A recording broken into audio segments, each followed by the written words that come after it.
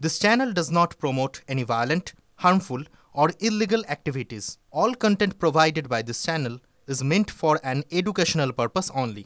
দেখছেন টিভি9 বাংলা, রনিপাল হচ্ছে আপনাদের সঙ্গে। আর এবার সিভিকের দাদাগিরির খবর দিয়ে শুরু করব, কারণ আবার একবার সিভিক পুলিশের দাদাগিরির খবর সামনে আসছে। রাস্তায় গাড়ি আটকে চালককে নামিয়ে একেবারে বেধড়ক মারধরের অভিযোগ।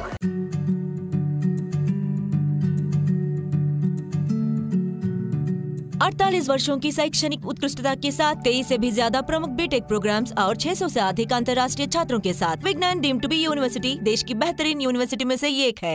3 জন সিভিক ভলান্টিয়ারের বিরুদ্ধে ঠিক কি অভিযোগ উঠে আসছে কথা বলবো আমাদের সহকর্মী সুব্রতোষ রয়েছেন আমাদের সঙ্গে।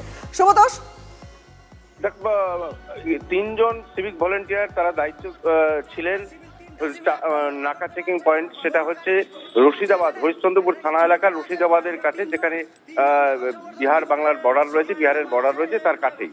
এবং সেখানে একটি পিকআপ ভ্যানে করে কিছু গরু নিয়ে যাচ্ছিল। সেই যারা নিয়ে যাচ্ছিল তাদের অভিযোগ, তারা জানিয়েছে যে ডালখোলা থেকে সেই গরু কেনা হয় এবং তারা গন্তব্যে তারা নিয়ে যাচ্ছিল। এবং সেখানে তাদের অভিযোগ যে 3 জন সিভিক ভলান্টিয়ার তাদেরকে গাড়ি আটকায়, তাদের কাছে 1000 টাকা দাবি করে, সেই টাকা না দিতে পারলে তারপরে গাড়ির চালককে গাড়ি থেকে টেনে হিঁচড়ে নামিয়ে সেই নাকা চেকিং পয়েন্টের যে ঘর রয়েছে সেই ঘরের ভেতর নিয়ে যায় এবং সেখানে বেধড়ক ফেলে তাকে পেটানো হয়। এই ছবি সেই তার সঙ্গে যে খালাসি ছিল আরেকজন, সেই ছবি মোবাইলে তোলে এবং তাকেও মারধর করা হয়। পরবর্তীতে বিষয়টা নিয়ে হইচই পড়ে গেলে তারপরে তারা উদ্ধার পায় কোনো ক্রমে এবং হরিশ্চন্দ্রপুর হাসপাতালে নিজেদের চিকিৎসা করে এবং হরিশ্চন্দ্রপুর থানায় সেই 3 সিভিক ভলান্টিয়ারের বিরুদ্ধে অভিযোগ দায়ের করে। ঘটনার তদন্ত শুরু করেছে পুলিশ। তবে সিভিক ভলান্টিয়ারদের বিরুদ্ধে পদক্ষেপ নেওয়ার একটা প্রক্রিয়া ইতিমধ্যেই শুরু হয়েছে, কিন্তু এইটা প্রশ্ন উঠছে যে গরুটা যে যারা নিয়ে যাচ্ছিল তারা আদৌ ডালখোলা থেকে কিনেছিল নাকি বিহারে পাচার করতে যাচ্ছিল, এই সমস্ত বিভিন্ন প্রশ্ন উঠছে এবং সেগুলোও কিন্তু পুলিশ খতিয়ে দেখছে।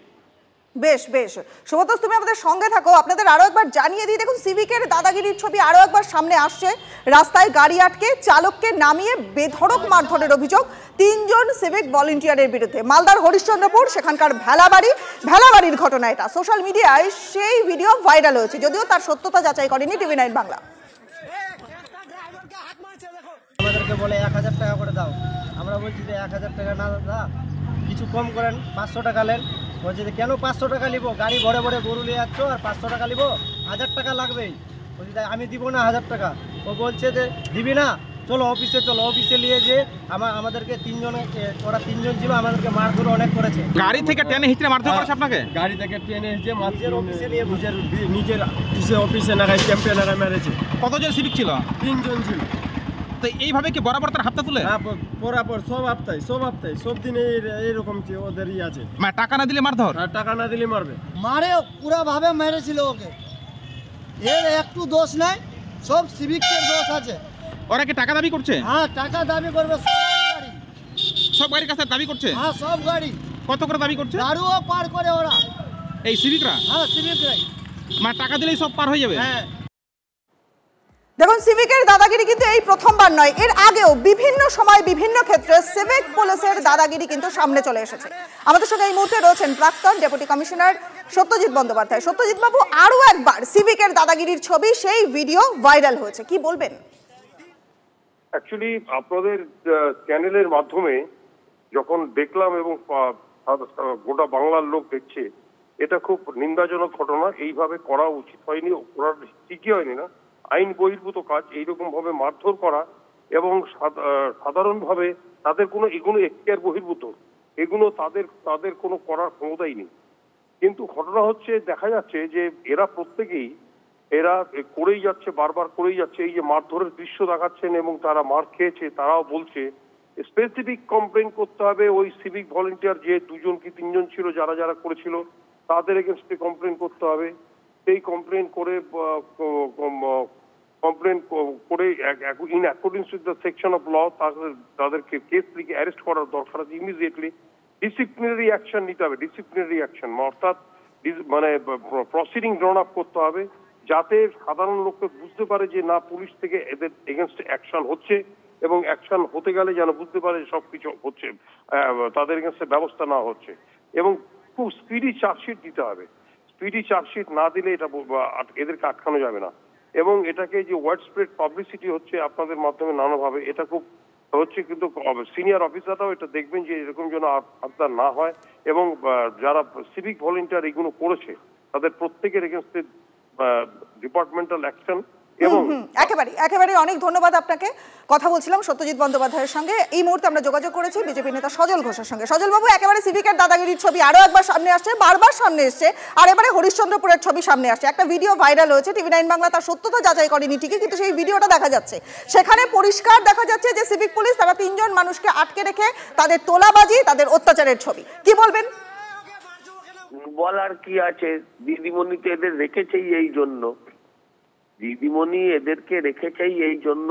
একটা পুলিশে একটা কথা চালু ছিল, রিটায়ারমেন্ট হয়ে যাক, মাইনে নাই দিক, কিন্তু উর্দিটা যেন থাকে, তাহলেই ওদের রোজগার হবে। ঠিক সেরকম ভাবে সিভিকের ছেলেরা দেখবেন, বেশিরভাগ ছেলেরাই, হ্যাঁ আমি সবাইকে বলছি না, এর মধ্যে প্রচুর শিক্ষিত ভালো ছেলেও আছে, তারা কেউ মাইনের জন্য চিৎকার করে না, মাইনের জন্য আন্দোলন করে না, মাইনের দাবিতে এরা পথে নামে না, এদের মাইনে নিয়ে কোনো চিন্তা নেই।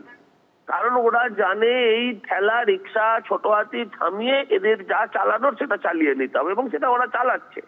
সেই চালাতে গিয়ে মাঝে মাঝে ওরা ব্রেকফেল হয়ে যাচ্ছে, এটাই যা হচ্ছে বিষয়।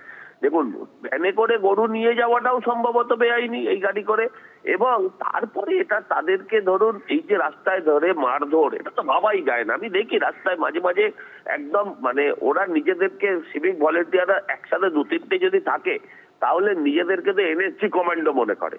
রাস্তায় এরা নিজেদেরকে মনে করে যে ওরা একদম এনএসজি কমান্ডো, কিন্তু এই ধরনের ঘটনা আসলে আনট্রেন্ড একদল হুলিগানসকে রাস্তা থেকে তুলে এনে যাদের কাজ ছিল তৃণমূলের হয়ে গুন্ডামি করা, তৃণমূলের হয়ে মস্তানি করা, সেই সব মালগুলোকে নিয়ে এসে পুলিশের জামা পরিয়ে দিয়েছে। তাহলে সাধু হয়ে যাবে? তাই হচ্ছে, জামা পরে ওই কাজটাই করছে যেটা ওরা জামা ছাড়া করছে।